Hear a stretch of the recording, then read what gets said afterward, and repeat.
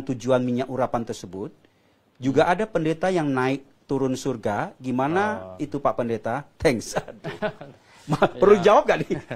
Ya beginilah, sebenarnya panjang gitu. Pengurapan ya, minyak urapan itu zaman perjanjian lama itu adalah pelantikan.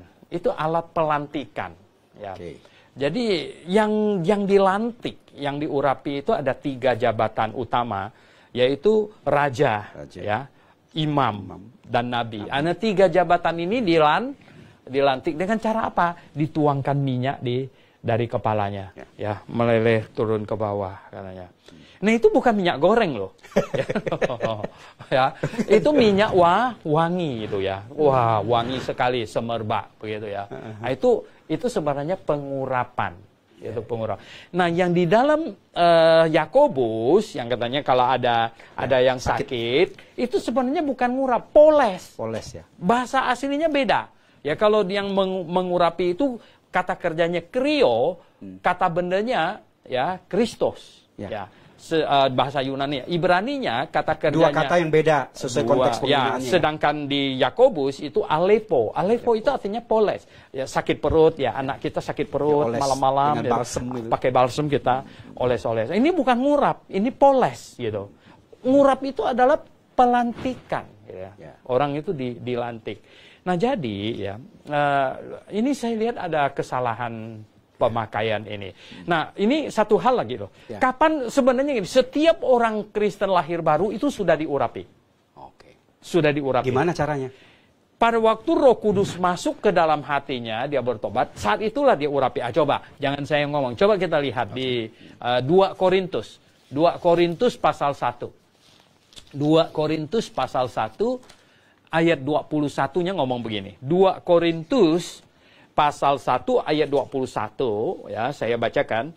Sebab Dia yang telah meneguhkan kami bersama-sama dengan kamu di dalam Kristus adalah Allah yang telah mengurapi.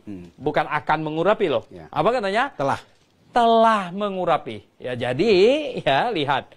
Ya dong, ya jadi maksudnya dia kepada orang Korintus ini, kepada orang Kristus telah ya mengurapi. Apa katanya? Memeteraikan tanda miliknya atas kita dan memberikan Roh Kudus dalam hati kita sebagai jaminan dari semua yang telah disediakan untuk kita. Jadi waktu Roh Kudus masuk katanya itulah saatnya kita dimeteraikan dan saat itulah kita diurapi. Kapan Roh Kudus masuk ke dalam hati orang? Kita lihat lagi di Efesus.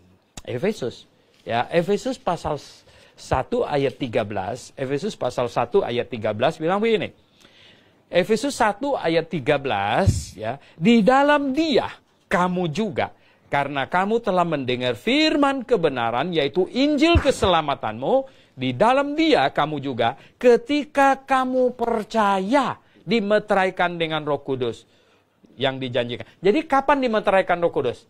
Ketika kamu percaya. Jadi ketika kamu percaya, kamu dimeteraikan dengan Roh Kudus. Nah, dimeteraikan, sedangkan tadi yang kita baca di 2 Korintus pasal 1 itu, saat kita dimeteraikan dengan Roh Kudus, saat itulah sebenarnya kita diurapi. Kita diurapi sebenarnya, saat itu kita dilantik. Dilantik apa? Jauh lebih hebat dari raja, jauh lebih hebat dari imam, jauh lebih hebat dari nabi. Kenapa? Apa? Anak Allah.